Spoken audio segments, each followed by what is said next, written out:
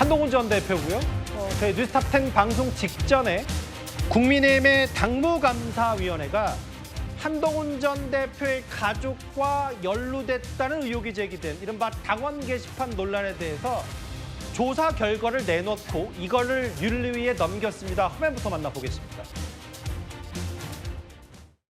그것은 지금까지 이제 조사 과정에 있기 때문에 그 조사 자료를 확인하는 것으로 했습니다. 당 내에서 저희들이 할 수 있는 절차를 확인하는 절차를 지금 다 밟고 있습니다. 사실은 이 당무감사위원회는 검찰과 같은 기관이기 때문에 중간에 무엇을 얘기한다라고 하는 것은 적정하지 않은데 주류 언론들을 이용해서 언론의 중심에 서서 이것을 확대해서 마치 기정사실화되면 돌이킬 수 없는 국민 그 여론 왜곡이 되겠다 싶어서 저는 팬이 아니라 미래로 가야 될 때라고 생각해요. 네.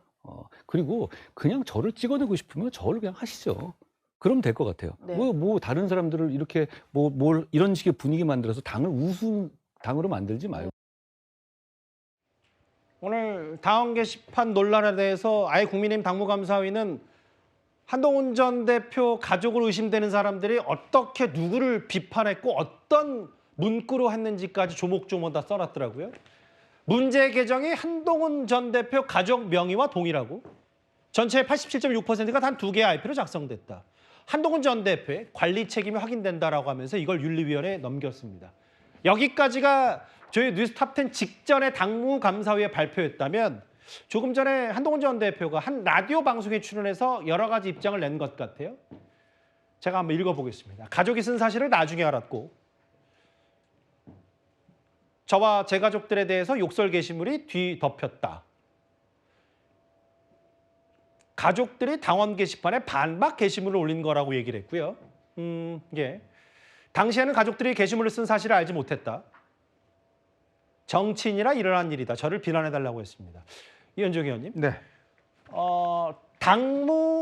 당무감사위의 발표 거의 직후에 이례적으로 한동훈 전 대표가 저렇게 라디오 방송에 출연해서 이례적으로 입장을 냈습니다. 어떻게 받아들이시겠어요? 자, 일단 이 당원 게시판 문제의 어떤 공격의 본질은 한동훈 대표가 본인의 이름으로 당원 게시판에 들어가서 윤석열 전 대통령을 차마 할 수 없는 발로 비난했다라는 게 첫 번째 공격의 포인트였습니다.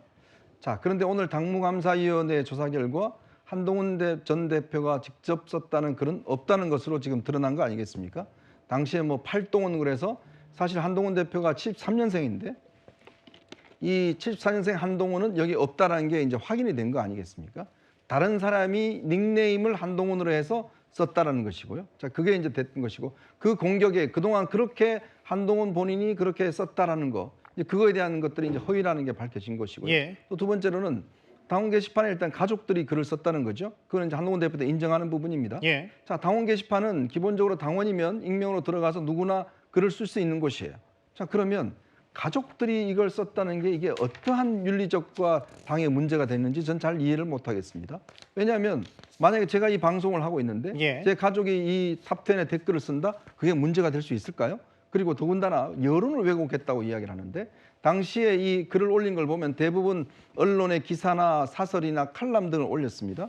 즉 당시에 기본적으로 윤석열 전 대통령과 김건희 씨가 잘못하고 있는 부분을 지적하는 것들이에요. 자, 그게 여론을 왜곡한 것인가요? 오히려 그 부분에 대해서 이 어떤 면에서 이 당시의 여론들을 반영하는 이야기를 한 거 아니겠습니까? 근데 저게 과연 그러면 윤리적으로 잘못한 것인가? 그러면 국민의힘은 예를 들어서 국회의원이 자기 어떤 부인이나 가족들이 당에다가 당에 대한 비판적 글을 올리면 이게 윤리심사 대상이 되고 당신 국회의원은 왜 그걸 관리 못했지? 라고 할 수 있는 것인지. 알겠습니다. 이런 문제에 대한 의문이 있습니다. 최영진 변호사님. 한동훈 전 대표는 저렇게 입장을 냈고 반대 목소리 들어봐야지. 2호선 당무감사위원장은 뭐라 그랬냐면 본인이 조사해보니까 드루킹 여론조작보다 심각하고 풀뿌리 대신 정원사가 직접 인적 잔디 깔고 진짜 잔디라고 속인 격이다라고 했어요. 그러면서 한동훈 전 대표 가족들이 쓴 걸로 보인다는 아예 저격한 사례와 횟수, 이름까지 공개했는데 한동훈 전 대표의 입장과 이 발언은 어떻게 해석하시겠어요? 일단 당무감사위원회 조사 결과는 객관적으로 팩트라고 저는 생각을 했다 합니다. 예. 그다음에 뭐 얼핏 보니까 한동훈 전 대표도 이걸 인정하는 것 같고요. 그런데 중요한 건 뭐냐면 드루킹하고 이거하고 같은 건가? 저는 그거 굉장히 의문이 듭니다. 왜냐하면 예. 드루킹은 명백하게 범죄였잖아요. 그다음 그거는 여론을 왜곡하려고 했던 그러한 범죄였는데 그런데 익명 게시판에 저런 글이 올라간다고 해가지고 그게 여론이 조작이 되는 겁니까? 저는 그거 좀 이상하다라는 생각이 들고요. 그럴 거라고 하면 아예 익명 게시판을 닫았어야 되는 것이 아닌가. 이거는 제 얘기도 아니고요. 이전에 사무총장 당시에 장동혁 대표가 비슷한 이야기 했었잖아요. 예. 그럴 거면 못하러 이제 그다음에 국민의힘이라고 한 정당은 익명 게시판에다가 저런 정도 이야기도 쓰지 못하는 그러한 정당으로 앞으로 만들 것인가? 그러면서 국민들한테 지지를 바랄 것인가? 저는 이런 부분들에 대해서 좀 진지한 고민이 있어야 되는 거 아닌가 싶습니다. 하나만 짧게요. 정영진 변호사 개인적으로는 한동훈 전 대표의 오늘 입장 표명, 저 메시지의 시점은 어떻게 평가하시겠어요? 저는 굉장히 늦었다고 생각합니다. 왜냐하면 작년에 저렇게 당원 게시판 이런 문제가 딱 나왔을 때 맞으면 맞다, 모르면 모른다. 그다음에 그때 가족들한테 물어봤으면 됐었잖아요. 그런데 왜 지금까지 저걸 질질 끌고 있었나 그런 생각은 들고 한동훈 대표도 시기적으로는 좀 오판이 있었던 거 아닌가 그런 생각합니다. 이도학 의원님. 네.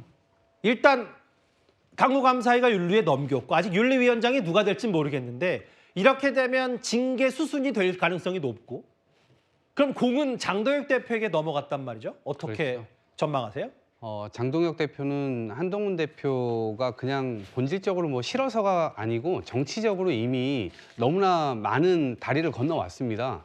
그렇기 때문에 같이 갈 수 없다라고 하는 것 아마 본인이 당대표 선거에 나왔을 때부터 그것을 인식하고 있었을 것이고 본인이 스스로 포획된 그 주변에 있는 사람들이 대부분 윤어게인 그리고 뭐 부정선거 이런 것들을 외치는 분들이잖아요. 그러니까 구조적으로 이 한동훈 대표와는 같이 갈 수가 없을 겁니다. 그런데 이것을 뜨뜻미지근하게 만약에 대할 경우에는 되치기를 당할 경우도 있습니다. 그렇기 때문에 본인 스스로가 이것을 철두철미하게 예. 준비를 해서 한동훈 대표와 대적을 해야 될 것이고 한동훈 대표는 제가 볼 때 어쨌든 실기했던 측면들도 있지만 실제로 이게 위기로 좀 받아들여야 될 것 같습니다. 그냥 넘어갈 수가 없는 거고요. 예. 왜냐하면 일단 업무방해라고 하는 점, 그다음에 두 번째 여론 조작. 이게 게시판에만 글을 쓴 게 아니고 실제로 게시판에 쓴 글을 언론에서 굉장히 많이 퍼날랐거든요. 이게 일단 모종의 무슨 어떤 컨센서스가 있었다라고 한다면 예. 이것도 역시 그 조사에서 나와야 된다는 거죠. 그래서 그런 부분들에 대한 대응을 철저하게 하지 않으면 실제로 정치적 위기는 굉장히 심각해질 것 같다라는 생각이 듭니다. 다만 이제 모욕성, 명예훼손글도 아닌데 익명성이 보장돼야 된다는 얘기도 했고요. 오늘 당무감사위 혹은 국민의힘 내부가 한동훈 전 대표를 중심으로 아주 숨가쁘게 돌아갔습니다. 2위까지 짚어봤습니다. 그럼 지금까지 들은 여러분들의 목소리를 만나볼까요? 첫 번째 댓글입니다. 제발 바람난 남편은 버리세요라고 의미심장한 얘기를 하셨어요. 예. 멋진 배우 부부, 얼굴도 마음도 100점이다. 현빈, 손예진 씨 이 부부 말씀하신 것 같고요. 이 가게는 공짜 화장실이 이용객이 많았나 보네요. 뭐 아까 저도 말씀드렸지만 뭐 하다 보다 못해 저렇게 공지문을 올렸을 수도 있어요.